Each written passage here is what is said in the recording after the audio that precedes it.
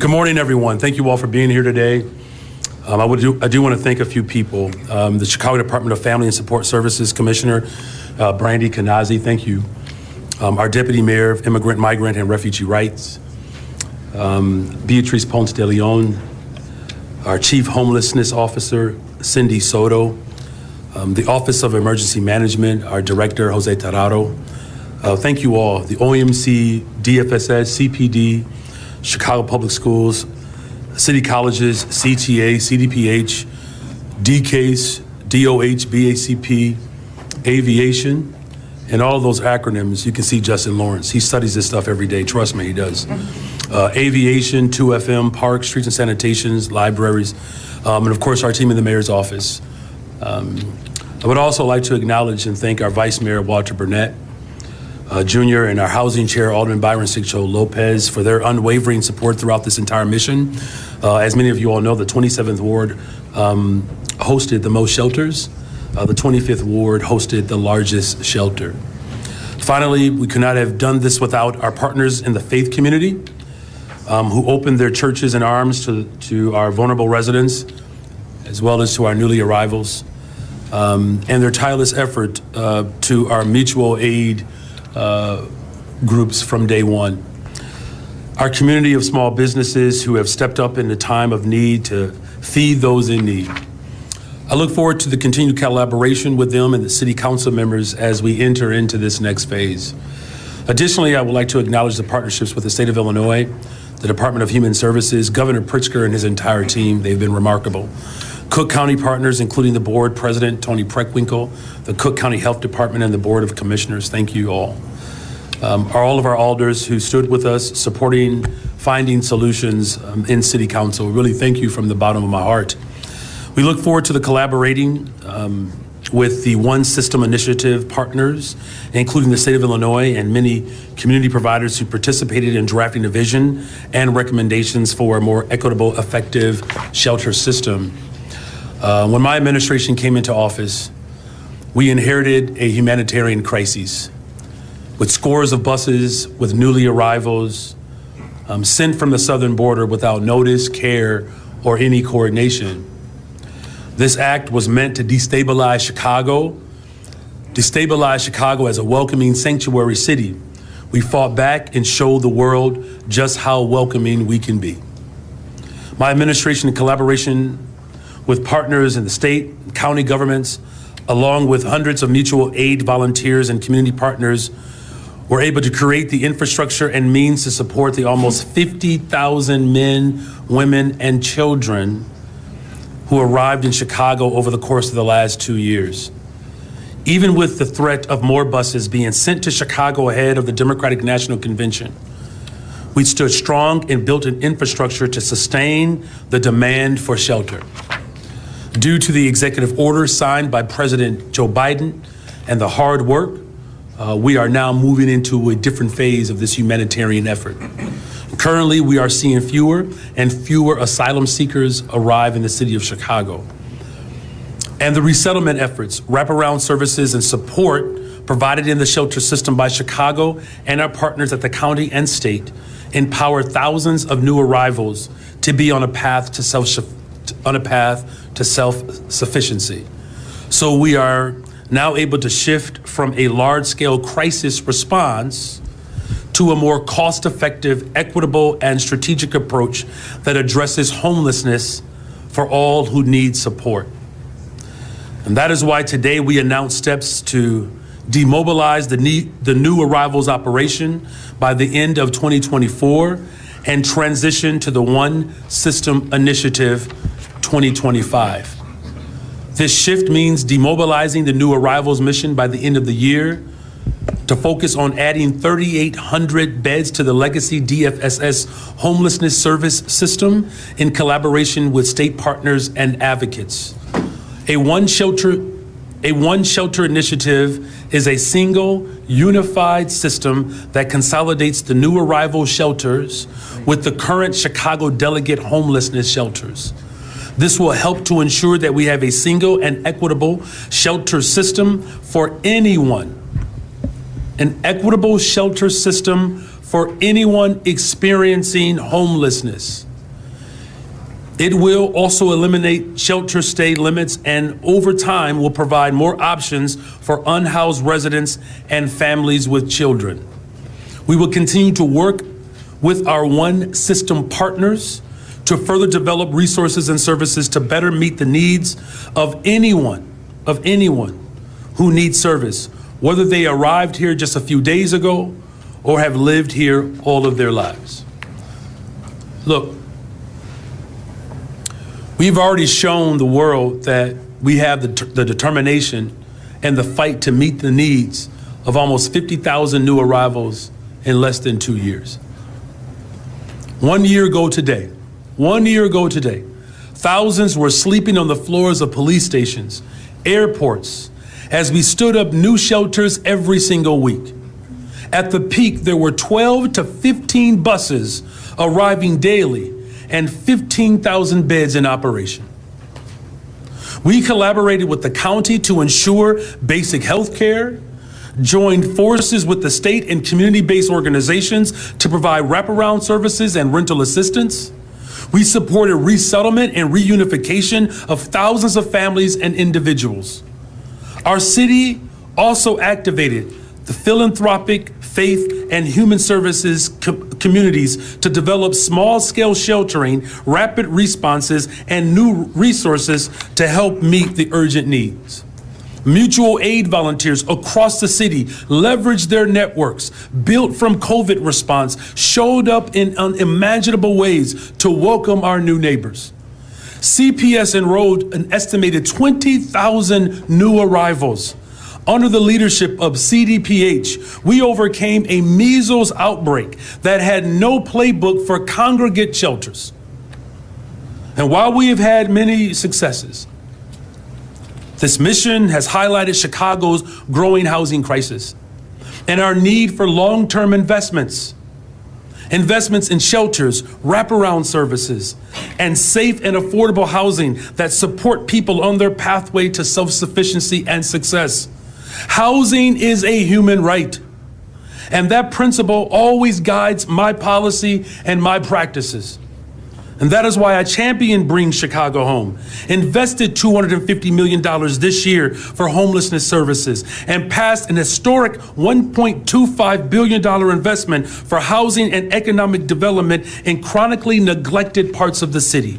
Our housing agenda creates pathways for sheltering unhoused neighbors in permanent supportive housing, all the way to home ownership, which will help close the racial wealth gap. In fact, speaking of bringing Chicago home, we have projected the need for as many as 11,000 shelter beds to serve all Chicagoans experiencing homelessness, including our new arrivals, 11,000. This number is a worst-case scenario if no policies or programs were activated to provide support. Our cost analysis determined that the $100 million estimate that would have been raised through a dedicated revenue source like Bring Chicago Home would have helped close the gap and fund the 11,000 beds. I'll say that one more time. The number of beds that we actually need to respond to this crisis, if we would have passed Bring Chicago Home, less than 3% of the wealthiest of those who are wealthy, the money that we would have raised would have responded in a timely fashion to the crisis that is in front of us. Instead, we can only cover what our budget allows. We are making a significant investment, more than doubling our 3,000 shelter bed capacity for a total of 6,800 beds. But imagine the increase in our capacity if Bring Chicago Home would have passed. Look, I'm excited to continue to do the important work towards a one unified homeless shelter and services system to better serve everyone who is in need. It's a part of our policies to build a better, stronger, and much safer Chicago. The next phase of this transition includes coordination, collaboration, and leadership as our Chief Homelessness Officer, Cindy Soto, launches the development of a 5-year strategic plan to integrate the One System initiative and other efforts of our city and community partners to support our unhoused neighbors.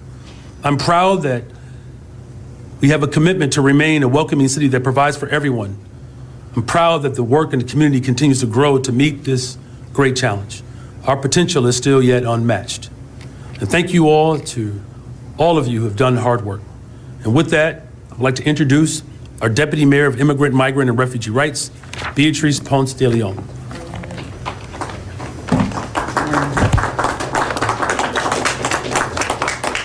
Good morning. Good morning. Thank you all for being here, and thank you, Mayor, for those remarks. Thanks especially for your leadership over the past 17 months as we, the City of Chicago, faced the new patterns of migration happening across the world and impacting us directly here in our city. Together with many partners, we worked diligently to navigate the city's response, balancing our responsibility as stewards of public resources, our values as a progressive administration, and our commitment to serve all Chicagoans. It wasn't always easy.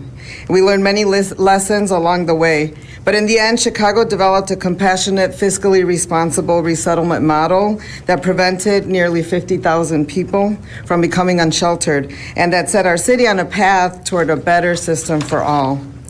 To put into perspective the scale of the operation, I want to share a few more highlights referenced by the mayor, and I'll start with CDPH. We have built an infrastructure for immunizations and public health screenings that has now immunized or administered well over 50,000 vaccines, 30,000 alone for measles.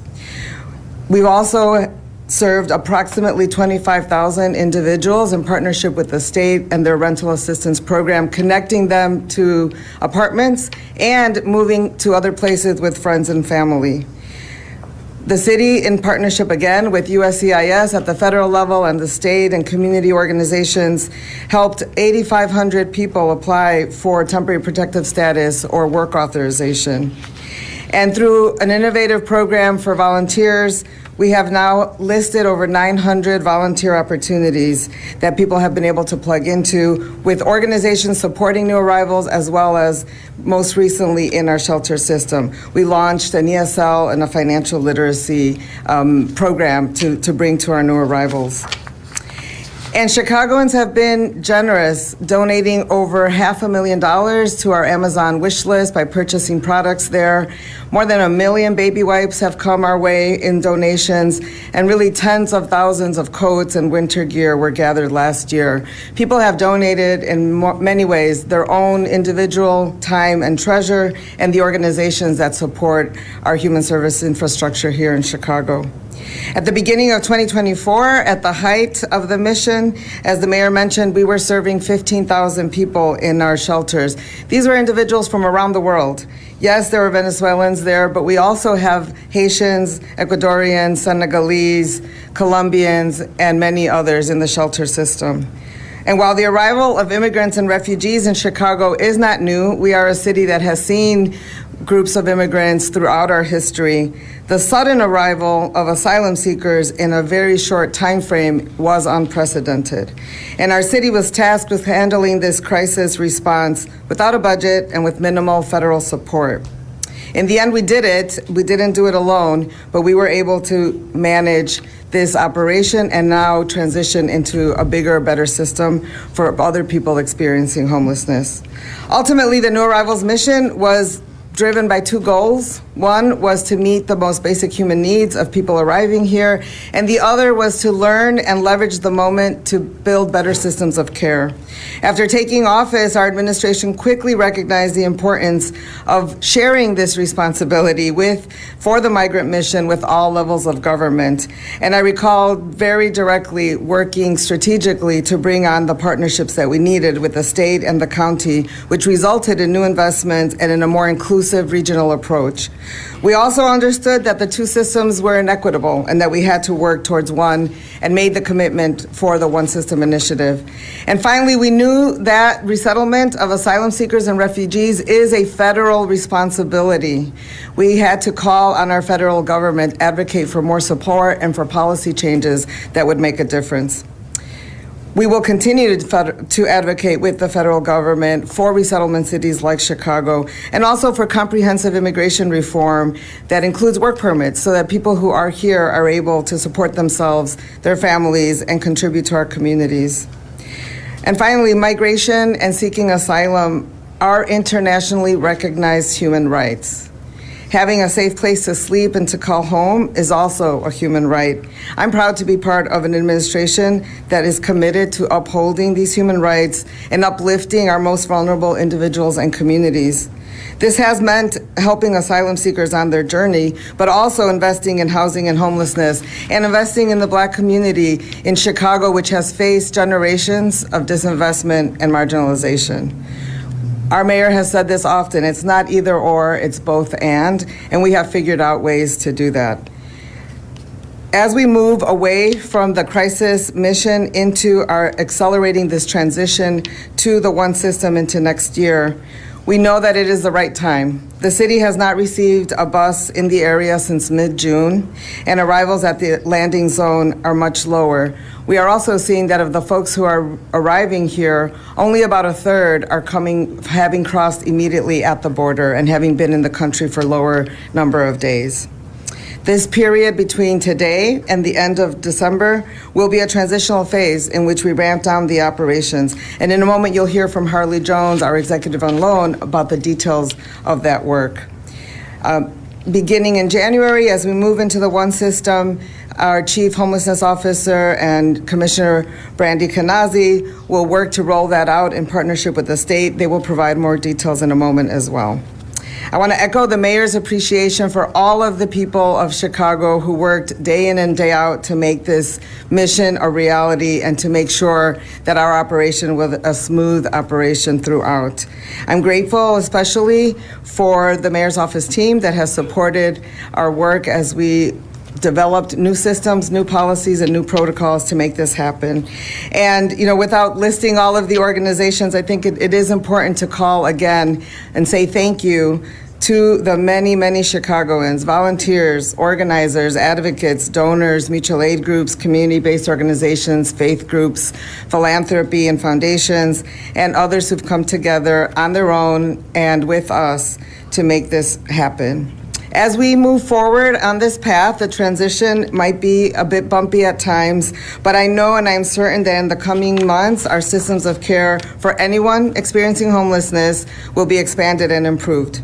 Our team at the Office of Migrant, and Refugee Rights will continue to support these efforts, but we will shift our focus to policies and programs that promote immigrant integration and inclusion, such as language access and workforce development for all immigrants, ensuring that our newest neighbors, as well as those who've been here for longer, have opportunities to thrive. And this is good, both for them and for our city. And as these efforts take off, we will strive to apply an intersectional lens and to build solidarity across communities. Because we know that by uplifting our most vulnerable, we will be uplifting all. With that, thank you so much for being here, and I look forward to our continued work together. Thank you. Harley, I'll pass it over to you for more details. Good morning, everyone. Thank you so much. My name is Harley Jones. I'm an executive on loan in the mayor's office supporting the new arrivals mission. First, I want to thank the mayor and his entire team and every city department for just letting me be a small part of this historic work. And today I'm here to spend a few minutes talking about the policy changes that we're going to use to support the overall demobilization of the mission and how we help in moving towards the one system in 2025. First, I want to highlight the fact that everyone is working hard to support the new arrivals in the city shelters. It's also my job to make sure that everyone understands that we will not have the same level of resources available as we move towards the end of the mission. First, I'm going to talk about the landing zone. We will be limiting access to new arrivals to the new arrival shelter system only to those individuals who have been in the country for 30 days or less, if and when beds are available. Placements will continue to be for 60 days, but those 60 days won't be guaranteed because of this transition. All new arrivals will continue to have access to out-migration and support services when they arrive. To further support these changes, we will be ramping down the operations of the landing zone as we move towards the end of the year. Beginning November 1st, the landing zone will begin operating 8 a.m. to 8 p.m., which will mirror the office hours of the state-run intake center. We want everyone to know that starting November 1st, we will have limited resources for new arrivals coming from other cities. This means there will be no overnight landing zone staffing, and after that, buses will not be used as waiting stations. Our public messaging will continue to focus on those updated hours, access to a resource guide for new arrivals, and guidance to the DFSS and 311 system. Like the overall mission, the landing zone will be closed by the end of the year. We will also be changing new arrival shelter policy to support the overall decompression of the shelter system as we move towards the one system in 2025. Inside new arrival shelters, we will be removing the extension category for individuals who have been waiting on decisions for public benefits. Extensions for medical, disability, pregnancy, and other special circumstances will remain in place. We want to ensure that the most vulnerable individuals in our care have the supports that they need. New arrival shelter policies will no longer be applicable in January 2025 because the legacy system policies will be applied across all shelters. This means that there will be no more 60-day shelter stay policy or extensions because those policies are not in the legacy system. In this transitional period between today and the end of 2024, we will remain focused on supports for new arrivals, both at the landing zone and in the shelters to help expedite their path to self-sufficiency. New arrivals will continue to have access to targeted case management aimed at supporting resettlement and self-sufficiency, out-migration and connection to their sponsors here or outside of the city, access to the resources of the state's intake center and community-based organizations in Chicago, a robust resource guide that will inform them about the services available to them both at the city and across community-based organizations. We will also make sure that they have detailed instructions on how to access the city's 311 system. Thank you so much for letting me share that with you. I now want to turn it over to Commissioner Kanazi from DFSS. Thank you. Good morning, everyone. Good morning. First, I want to thank the mayor for his vision and his leadership to get us to this point. There was a time when we didn't see an end to this, and so this is a very historic date. I'm grateful to be able to stand before you today and speak to the progress of the city of Chicago is making in addressing homelessness. We take an evidence-based, three-pronged approach to supporting the unhoused. That includes prevention, crisis response, and housing. We have worked tirelessly with our partners to address systemic barriers to housing so that people don't experience homelessness in the first place. DFS funds the Homeless Prevention Call Center, available by calling 311, which is a hub for homeless resources and funding. We also fund a rental assistance program available through our 6 community service centers that have helped over 2,990 households remain housed since the COVID-19 pandemic. We operate our own homeless outreach and prevention team, and we also work with and fund experienced homeless outreach shelter providers, street outreach providers, and drop-in centers to meet the needs and make sure that those experiencing crisis, that we work to get them housed and into stable housing, since we know that housing is the answer to homelessness. COVID relief funding allowed us to take innovative programming such as rapid rehousing to new levels of effectiveness. Between October 2020 and August 2024, 2,970 households were successfully moved into housing through this program. 72% of households have remained housed when services ended. That's really important to know the retention rate. We are also investing in improving the physical infrastructure of our shelter system to better serve safely and with dignity the people that need shelter resources. In partnership with Commissioner Castaneda and the Department of Housing, the city will improve 700 to 1,000 shelter beds in our system over the next several years, with improved accessibility, privacy, and trauma-informed design. The first of these projects, a newly purchased and renovated shelter for 70 beds for men experiencing homelessness, is set to open in December 2024 in Rogers Park. I want to be sure to give a shout out to First Deputy Commissioner Maura McCauley. She led this effort along with Deputy Commissioner Andrea Chapman, Directors Kim Howard and Christine Riley. These ladies have worked long hours to personally ensure the success of these programs, and I want to thank them for their leadership in being on our team. When new arrivals began coming to Chicago in August 2022, our team was able to meet the moment and build an entirely new system to ensure that new arrivals were able to receive services and get connected to what they needed in a crisis environment, while all the while maintaining capacity of our crisis response system to meet the existing needs. Through coordinated efforts with other city departments, state and federal government partners, and local community-based organizations, thousands of new arrivals have been screened for a variety of affirmative immigration remedies and supported with applications for asylum, temporary protected status, work permits, and more. Our partners have brought into our shelters an array of services for our newest neighbors, including mental and medical health services, cultural orientations, know your rights trainings, gender-based violence trainings, arts and cultural programming, housing and resettlement supports, and coordinated enrollments for CPS and our early learning program providers.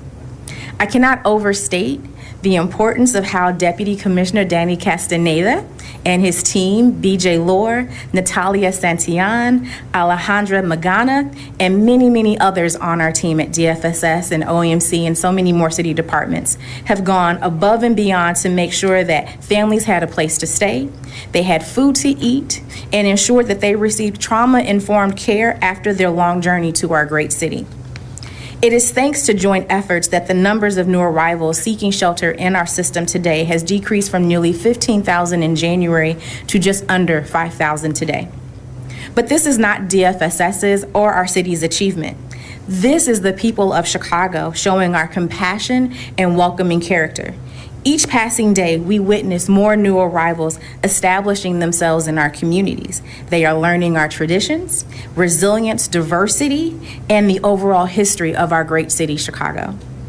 And we are doing the same, learning about their values, enjoying their food, vibrant music, and unique Cezanne. After all, the things that unite us are greater than the things that divide us. Our institutions need to emulate our people when we need a crisis response system that serves all Chicagoans, regardless of how long they have been in Chicago. The city has been participating in the One System initiative since March of this year, along with our partners at the state, county, service providers, and people with lived experience of homelessness. We are here to talk about the next stage of this transformation of Chicago's homeless services system by sharing what the city is able to support at this time. First, we will be moving towards one streamlined way to access shelter. As the landing zone phases out, everyone will begin to access shelter by calling 311. Second, we will sustain 2,100 city-funded shelter beds plus 1,700 state shelter beds currently for new arrivals and fold them into our homeless service system.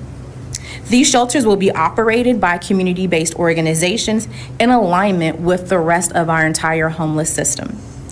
With existing city and state commitments, this is a total of 6,800 shelter beds for anyone in need of shelter. Third, we will expand capacity building and technical assistance to serve everyone equitably and effectively in our system. Homeless shelters in Chicago have long served anyone in need who shows up their door. Serving households who are new to the U.S. is not new to our homeless system providers. But with this transition, we will have more support for all of our shelters in sharing and implementing best practices, an opportunity for enhanced data standards, ensuring language access, and supporting better outcomes for shelter residents. This transition will not happen overnight. We will be planned and intentional as we work with service providers and the Chicago Continuum of Care. This transition will allow us to build a stronger, more resilient crisis response system. Our staff and partners will continue to strive to ensure that families that arrive in Chicago are reunified with their friends and family and re-leverage diversion services. For some, Chicago is not their destination, but a stop along their journey. We will continue to provide services with compassion, dignity, and respect. We remain committed to eradicating homelessness in Chicago. Next, I would like to bring up our Chief Homeless Officer, Cindy Soto. Thank you.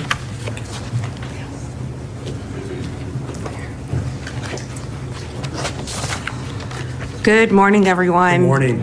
I want to take a moment to express my heartfelt gratitude to our dedicated government team and our community of philanthropic partners and our CBOs. Without them, we were not able to meet this mission the way we have now, and it is a moment to celebrate. Their unwavering dedication and collaborative spirit have been truly inspiring, and it is this collective effort that profoundly impacts the lives of the people that we serve. As we transition from the new arrival system to our legacy system, I am excited about the opportunity ahead to continue bringing the mayor's vision to life of creating a stronger, more equitable homeless service system for our great city.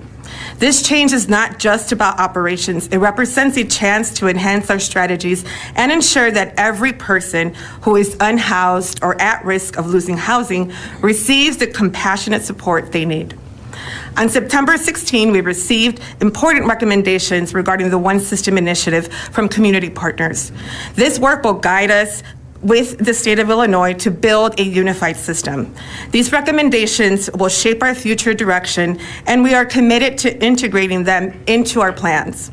Two initial key initiatives we are pursuing include instituting a rental assistance program to help decompress our shelters, and establishing an access point that incorporates the promising practices we've learned from the landing zone. Our unified objective is to improve our services and programs, ensuring that everyone can access the necessary resources regardless of their circumstances. Community engagement will be crucial as we implement these significant changes, and we will be sharing more details on how the city plans to launch the 5-year strategic plan. Your voices, insights, and experiences will be essential in shaping our path forward. In the meantime, I encourage you to continue reaching out to us. Together, we can ensure that our efforts truly reflect the needs of our community. Thank you for your dedication, compassion, and tireless efforts to everyone. Now I will turn it over to the mayor for questions and answers. Thank you. Thank you, everyone. Again, I want to thank Alders Walter Burnett Jr. and Byron Sigcho Lopez for their leadership. We also have Alders Ramirez and Hall are here as well. So thank you both for being here. I see Dr. Ige is here as well. And with that, I'll take questions. We're going to do on-topic questions, one question, one follow-up, so flag me down if you have an on-topic question. Alice? Good morning. Good morning. So just to clarify, come January, when the system is unified, what is the shelter exit policy, if any? It will be the policy that encompasses the current legacy system. Go ahead, Brandy. Good morning. There will not be a shelter exit policy. So in the legacy system, there is not an exit date. So people will be allowed to stay in the system. Okay, and of the 3,000 legacy beds that DFSS has, how many are currently occupied? And if they are close to capacity now, how do you ensure that by the end of the year there isn't another, scramble for more beds? So there's a couple things that we're doing, right? We know that on any given night that our regular shelter system is about 97, 98% full. Part of the work that we'll be doing with Chief Soto and the One System initiative is folding all of these beds in. And so as individuals in the new arrival system, we're going to continue to work with the state on rental assistance, right? And make sure that we are moving people along in their shelter journey. We also have a commitment to make sure that we're using the rapid rehousing model. So you heard me talk about the numbers. That has been a way that we've been able to move people in shelter, out of shelter, and into housing. So we're creating that path through. The last point is really about leveraging the system and making sure that we have a coordinated response about how we prioritize individuals going into shelter into 2025. I think the last point is, again, had we been able to pass Bring Chicago Home, this conversation would be much different. The interests of corporations got in the way of what was a clear opportunity to generate revenue from less than 3% of the overall Chicago population, of which 97% would have received the tax break. Unfortunately, those scare tactics have put us in this position now where we are doing everything that we can afford. How will it work logistically? Are you going to be housing migrant families with homeless families or homeless men? How will it work logistically? Is everyone going to be in shelters together? The goal of the one shelter system is that there's not, it's to eliminate a segregated system. Anyone who is experiencing this crisis of not having someone to lay their head, will have an opportunity, with some limitations, of course, to have access to at least some shelter.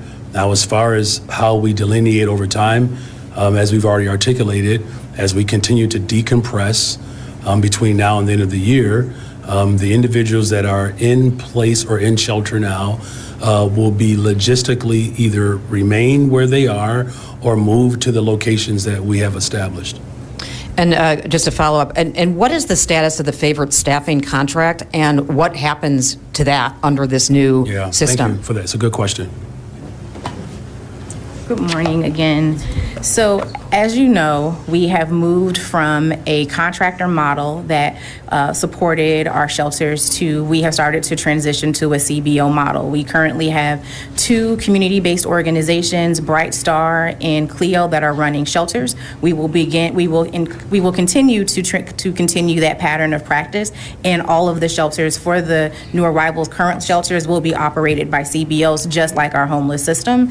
Currently, right now, we have about 557 favorite staff, and so as we close out this mission, we will close out the favorite contract as well. And again, the last point to that last point, I want to thank Bright Star and Clio, Pastor Harris and Pastor Barrett. Both of these individuals, we grew up together and essentially in the same church, same denomination. These are Black-led organizations responding to this mission. We've already saved the taxpayers over $200 million just through our shrewd ability to renegotiate agreements multiple times. And I do apologize, Commissioner Kanazi, who had to help lead that charge, but we needed to save taxpayer dollars. And so it was cumbersome, it was an arduous process, but again, it saved $200 million, and we're able to put community-based organizations, particularly ones that are led by Black folks, to respond to this mission, especially because we know that 70% of people who are unhoused right now in Chicago are Black folks. So, this again is a celebratory moment, but yet it's still very sobering because we need to do more, and we will continue to work hard to do more. Can you talk about what the out-migration services look like, exactly what you do for people who basically you can't accommodate and need to go elsewhere? And also, what sort of impact will this have on your budget next year? Well, we'll start with that process. Deputy Mayor? Yes. Thank you for the question about out-migration. The state of Illinois has a program that they fund with community partners to connect people with friends or family somewhere else. So they verify if people don't want to stay in Chicago, they're actually trying to get somewhere else in the Midwest or another part of the country, and they will pay for a bus ticket for them to do that, to out-migrate. There's also some support for folks who have a shorter way to go, maybe a suburb, they have somewhere else, someone to meet other than Chicago, and they're not staying in the shelter system. They get that ride, Uber ride or ticket or taxi ride covered for them. Thank you. And then I think as far as the budget is concerned, look, this mission that we inherited, when the governor of Texas decided he wanted to attack Chicago, we rose above it. We still need more federal support, you all. This is a global crisis, by the way. I was in New York, Tamana, a couple of weeks ago with a Clinton Global Initiative. Name a city on the planet, and they're all dealing with the same dynamic. Global population shift, and national governments and federal governments have not done enough. And we know what the motto should look like. It's the motto that we used when, the tyrant in Russia attacked the Ukrainian people. And when those refugees needed a safe place to go, our federal government attached resources to those individuals, and there were communities that embraced them. And that's the point that our deputy mayor is saying, that we're talking about thousands of families that have made it to the United States of America. There are pockets or enclaves of communities that are stronger now, and they are prepared to embrace them. There are some other Midwestern cities, I can just say that are also interested in being supportive. What we have appropriated in this budget is what we can do right now. And, I've made a commitment that we were going to invest in people, and that's exactly what we're doing, and we're investing in everyone. Into the budget specific question, then how much are you going to ask City Council to approve for this unified Well, system? you know, Taman, if you want me to give you my budget address before I give the budget address, man, as much as I like you, brother, I can't do that. But there will be an ask. But the ask is to respond to this one shelter system. That is the ask. We're asking City Council, the City of Chicago, to embrace an historic moment. This has never happened before. We took a crisis, managed it, and turned it into an operation of care and equity. That's what I said I was going to do. And so I'm grateful that we have alders here that recognize that assignment.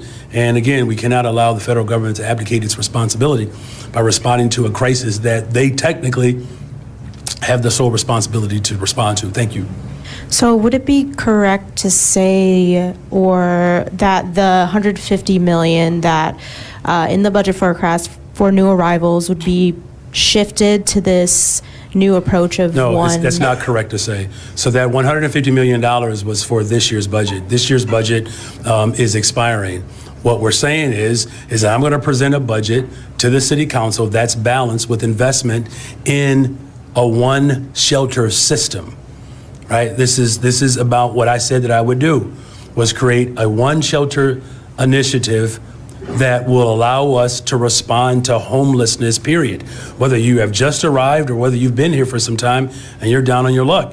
I think the part about it that's most frustrating, and I thank you for that question, is that if we would have passed Bring Chicago Home, if the interests of corporations who have demonstrated that they are stingy and greedy, that had they just allowed for less than 3% to pay a small incremental increase on the transferring of property, which 97% of people would have received the tax break, we would have a system right now with 4,200 more beds, 4,200 beds. And that work has to continue. We have to continue to organize and show our work. See, as a public school teacher, I would always ask my students to show their work. I'm showing my work. We're building a single shelter system that allows us to respond to homelessness. That's what we are going to appropriate for, and I'm counting on the City Council to vote yes on that. So the 3,000 additional beds, 3,000 and some change, is that going to Is it be? 2,100? It's 3,800. 38. 2,100 cities, 1,700 states, so 2,100 city. I thank you for that clarification. I just want to make sure the people of Chicago know the difference. So it's 2,100, the city of Chicago, 1,700 state. So are those beds going to be in existing shelters that are going to stay open, or? That's a good question. So right now, our team is still working through where those final locations will be. Yep, thank you. Hi, Mayor. Hi. There are nearly 5,000 asylum seekers in shelter today, which is a majority of the 600, 800 beds we'll have under this new unified system. Can you just explain more logistically how the city will determine who gets a bed under the new system? For example, Harley, will it be, He talked about that. Harley, you want to talk about that? I guess, will it be like first come, first serve for those currently I in got the you. system? Harley, you got it. Will they have to leave and re-enter? Will they be guaranteed a bed under this new system? Can you just delineate how they'll work for current residents? Yeah, great question. And in particular, this is going to be focused on some of the policy changes that we mentioned. So one of the ones that we highlighted was that removal of the extension around kind of the administrative decision around public benefits. So what we found is that we have almost 1,800 folks within that shelter system who have received somewhere between 1 and 7 extensions to their shelter time, who've been waiting for this administrative decision on public benefits. And so one of the things that we're doing in changing that policy is making sure that we're having those conversations with caseworkers to get them to start thinking about that self-sufficiency and movement through the system as opposed to waiting for that administrative decision. At the same time, we continue to focus, as Commissioner Kanazi mentioned, on supporting out-migration and self-sufficiency as we move them through those systems. So the caseworkers will continue to have those conversations as we decompress those shelters. And as we mentioned, the LZ will continue to ramp down as we move forward, which means the number of beds and the number of resources will continue to go down as we move through the demobilization of the system. And then as we move into 2025, the way that people get shelter as it relates to the homeless system in Chicago will be unified and brought together. So starting January 1st, will everyone currently in shelter have to leave shelter and reapply then, regardless whether they're asylum seeker or in the current shelter system? Yeah. No, so after January, once people, if anyone who is currently in shelter has a 60-day notice, that will go forward to the end of the year. Starting in January, people will then go look for shelter by calling 311, and it will be on a first available basis. I guess one quick follow-up on the 311. Will this come with any more resources for the 311 system, considering it's been under strain already? Will there be more funding at all specifically to That's help a with great 311? question. That's all a part of our budget considerations. You'll hear that once I give my address. Good morning. Good morning. It would seem as if You look there's- so sincere this morning, too. I try. It would seem as if there are two very different populations here, the homeless population and the migrant population. How do you integrate the two into a single shelter system, knowing that there'll be some reliance on mental health, I imagine, for the homeless component of that? And Well, look, overall. I will say, respectfully, homelessness is homelessness. I get where you're going, and I do appreciate just that dynamic that you're naming. It's more or less how they became homeless, right? And so the how they became homeless is no longer the determination on whether or not you'll be able to access services. We're just simply saying, if you're homeless, we want to be there for you. That's it. Now, in terms of the type of services that homeless people will need, that will vary.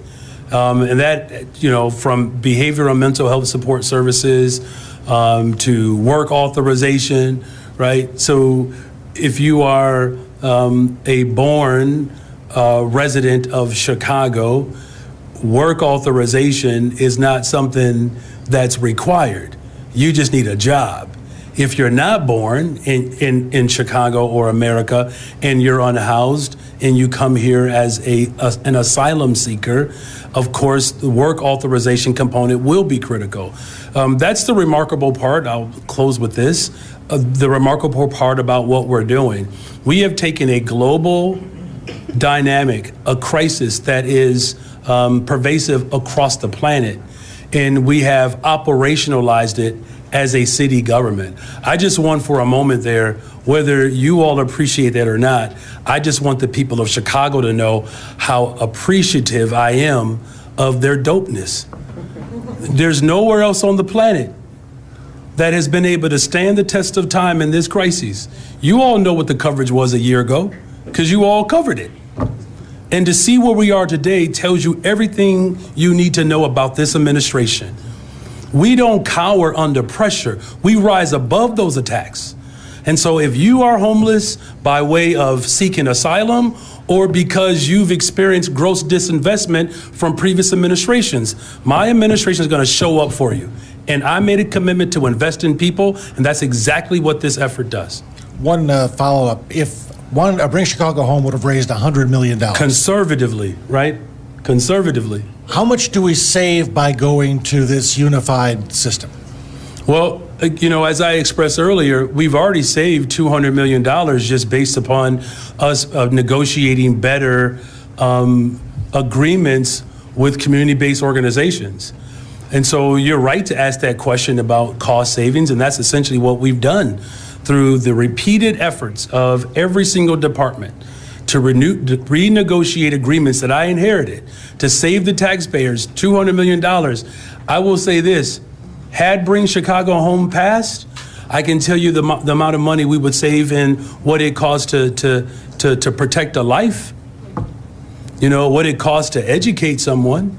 For every dime that we invest in the front end, we save dollars on the back end of a child. I appreciate the sophistication and the sincerity of your question, because that is exactly what we purpose to do, to take a crisis, manage it, build an operation that doesn't burden everyday people.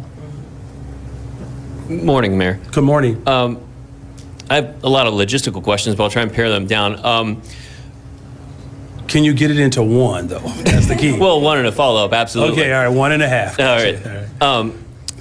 Talking to the new arrivals out on the street, there are still a recurring cycle of them that are re-entering the shelter system. They're going back to the landing zone. If 2,700 have left, 2,000 have re-entered that system. So there is still a demand. And when we talk to them individually, they say, I'm still struggling. I still need work authorization permits. There's a lot of uncertainty in their minds. knowing that going forward, that we're sort of ending this mission, do you have concern that many of these people will end up homeless? They already are homeless. But I meant out on the street, outside of the shelter. Hold on a second, but just keep this in mind. They are already homeless, just like the 20,000 children in our Chicago public schools are homeless. Look, I didn't wake up May 15th and get sworn in as mayor and started to worry about homelessness. When you're a public school teacher in Chicago, I can tell you, we come face to face with negligence in this city all the time. Our police department does, our fire department does, our city workers. So we're very concerned about the conditions that we inherited, and now what you're seeing is a real legitimate concerted effort to actually address the crisis. Should they be concerned about work authorization? Yes. Does the mayor of Chicago have the ability to authorize work? No. So that's why I'm fighting our federal government, and particularly the Republican Party that's being led by a freaking lunatic who told them not to support substantive, comprehensive immigration reform because he wants to prove a political point. And he has worked to pit poor brown people against poor black people. Shame on him. You talk about a joker. It's Donald Trump. So yes, as you can hear in my voice so eloquently, of course we're concerned about work authorization. And yes, we're concerned about the unhoused, but that did not happen with this mission. We've been struggling with this dynamic, and this is why we're creating with our partners, state level, county level, to respond to it. And the follow-up is more of the timing question of, are we announcing this today because the city is in such a financial hole that in order to go forward and sort of, I guess, lessen that blow, you've got to announce this and hopefully inherit some cost savings? We're announcing it today because it's the right thing to do. It's the right thing to do. Now we'll get to the financial ramifications to it, but I just want the people of Chicago to know that we stand up for our values. You know, what the Republican Party and the extreme right in this country meant for evil, we've turned it around and made it of something good.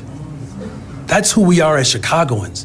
Look, trust me, I've heard it from some of my own relatives, like, Mayor, we love you, and, you know, how long are we going to be able to do this? And we've stood the test of time. You know, the $1.25 billion investment for housing to create more entrepreneurs, the largest investment in the history of Chicago for the West and South Sides. Building more and more affordable homes.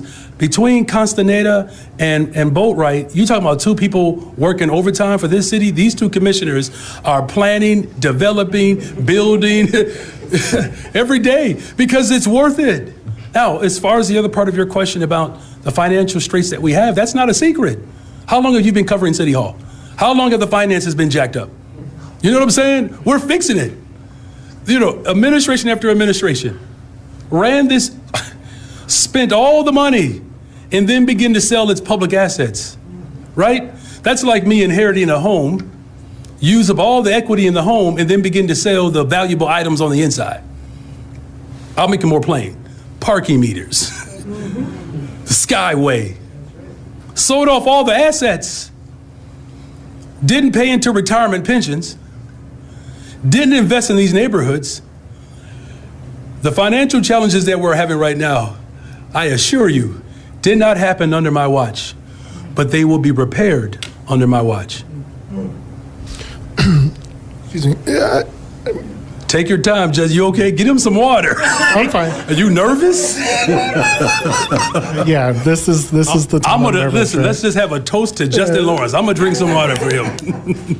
Second time you said my name.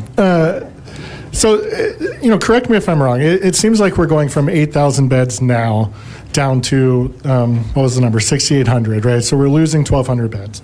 You have, as he mentioned, 2,027 of the 2,747 people who've left shelter have re-entered shelter. There just seems to be a disconnect here that you can wind down this system, lose 1,200 beds by the end of the year, and that it won't directly lead to more people on the streets. Well, we've been decompressing. Look, we didn't just get down to 5,000 without a logistical plan, right? So as we've decompressed, we have narrowed our approach. Look, that's not what we ultimately wanted to do. That's why we were fighting for progressive revenue. And trust me, I've been fighting for that for some time. And so I hear what you're saying. I understand why you are concluding that it's a disconnect, but be very clear, this team has been working on decompressing for months now. And so based upon the work of Beatrice Ponce de Leon, our deputy mayor, as well as our executive on loan, Harley, they've come up with a plan based upon the individuals that are currently in stay, who have historically received extensions of stay, that those individuals who won't qualify no longer allows us to continue to decompress. Now, to the last part of what you're ultimately concluding, and to what some of your other colleagues have raised, could this lead to people on the street? Look, I'll be remiss if I did not acknowledge the financial straits that we are experiencing right now and the impact that that's going to have on this mission. But I can tell you, it's not just our financial challenges in this particular mission. I can tell you that if we don't find the right revenue for our public education system, I can tell you the people who are going to lose there too. Same thing with community safety. All I'm saying is you are talking about our budget in a silo. The city government is responsible for, what do you all pass, like 16.8 billion? We're talking about multiple sister agencies that we have to coordinate with, multiple city departments that we have to coordinate with. I don't want to see anyone lose, right? But the harsh reality is that we can do what we can afford. We've been stretched to the limits. This is why I'm working with our partners at the state to help us. But ultimately, the care has to come from the federal government, you all. I cannot emphasize that enough. I know you all are asking me what my responsibilities are. And I've demonstrated to you, even the things that I'm not responsible for, I'll still do it. It's like a typical middle child, isn't it? And there are limitations. I've said from the very beginning, it's not sustainable.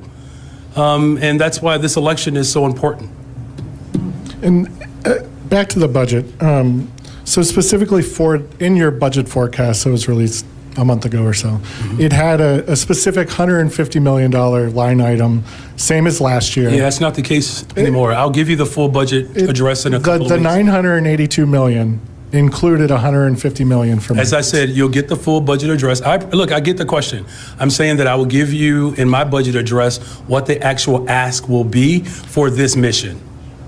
So is it fair to presume that that line item will be taken away and a portion of that will be used to fund this kind of beefed up permanent shelter system? Okay, it's safe to say that we are going to work with City Council to pass a budget that reflects our values, and particularly our values around fighting the unhoused crisis in Chicago. Hi, you've already touched on this a bit, but a couple weeks ago when the recommendations came out, those recommendations were to maintain 14,000 beds. So obviously, this is less than half of that recommendation. What would you say to those critics who are going to see that and see that as not a commitment from the city? And is there any commitment to maybe increase the beds in 2026 or we passed down Bring the line? Chicago Home. Look, I mean, I get where the criticism is coming from. I do. The criticism is coming from decades of disinvestment and not having operations that actually respond to this moment. And so this is why our 5-year strategic plan with our chief homelessness officer is so critical. Cindy? Thank you for the question. There were a lot of recommendations that we are taking under consideration, and certainly the expansion of all of the beds that we need to serve all in-house populations will be part of the 5-year strategic plan, as well as what the budget would mean for the city of Chicago and others that pour into this work. So what federal government, county, our other partners across the government sector. And so I want to make sure that folks don't think that we're not going to consider the rest of the recommendations. At the moment, the immediate recommendations that we're going to be looking at are the rental assistance and also the access point. And the rest of the recommendations we're going to continue to talk to the state about, and then also engage all of the constituents in the city of Chicago. I had a quick follow-up on the access point. The recommendation was for that to be open 24/7 every single day a year. Is that going to be what the access point is, and is there going to be bilingual staff there? Yes, to culturally and linguistically appropriate services. That is something that the city has committed to from day one. In terms of the hours of operation, we are talking to the state in relation to what that's going to cost us and who can service the access point 24 hours. So that is to be determined, but it is something that we are discussing very directly with the state of Illinois and other partners as well. Thank you. Thank you for those questions. Yes. Buenos días, Mayor. Buenos Jorge de días. Santiago with Telemundo. The question will go in Spanish if that's okay for you, for Sure. Beatriz Somebody Ponce de can help- León. Someone here can help me with the language. Absolutely. And this goes to Beatriz Ponce de León. ¿Qué es lo que deberían de saber las personas que van a llegar por acá? El mensaje es claro que a partir de 2025 todo va a estar bajo un solo sistema. Can you just put that into perspective, que nos lo digas todos en una frase completa de qué es lo que va a ocurrir, la importancia si es que hay preocupación? Yes. The question is what message we want to send so that people understand what will happen beginning in January of 2025. And you're asking for the migrants who might be coming to Chicago. Yes. Bueno, quiero compartir que vamos a cambiar el sistema de albergue para personas que han cruzado por la frontera sur, que vienen a Chicago. A partir de hoy hasta el fin de diciembre se van a implementar cambios en la política de los albergues y también en el sitio donde la gente llega a pedir el refugio. En este momento, ahora el límite va a ser para personas que tienen apenas de 30 días o menos en el país. Quiere decir que si usted cruzó la frontera hace un año, ya no califica como persona que nosotros consideramos una persona recién llegada pidiendo albergue. El segundo cambio va a ser que las personas que en este momento residen en los refugios que tienen extensiones porque están esperando los beneficios públicos del estado de Illinois, ya no se les va a seguir dando esa extensión. Hay personas que tienen ya 4, 5, hasta 7 extensiones porque están esperando esa decisión. Pero sabemos que podemos apoyarlos con alguna asistencia del estado, de la ciudad, de bastantes organizaciones para que busquen ellos la manera de resolver y buscar otro sitio, otro lugar en donde vivir. ¿Está bien? And my follow-up question in Espanol, if that's okay, Mayor. One more follow-up question. For Beatriz or me? For Beatriz, just to. okay. Is that okay? I'm giving you a little break, sir. A little break here. Listen, that's why Awesome. I'm good. And me and Jessica need some more water here. Beatriz, ¿esto era lo más efectivo en estos momentos para, por ejemplo, para vecindarios como Byron Sixto López, donde veíamos que estaban todos en una bodega, estaban en un centro? ¿Esto era lo más efectivo? ¿Esta era la ruta que necesitaban tomar en estos momentos porque ya ven la disminución? ¿O creen que todavía van a encontrar algunos problemas en el camino? Bueno, el momento es apropiado porque desde que comenzó esta misión nos dimos cuenta que no podíamos sostener dos sistemas de refugios separados. La ciudad tiene un sistema de tradición de largo plazo de ya 3,000 camas.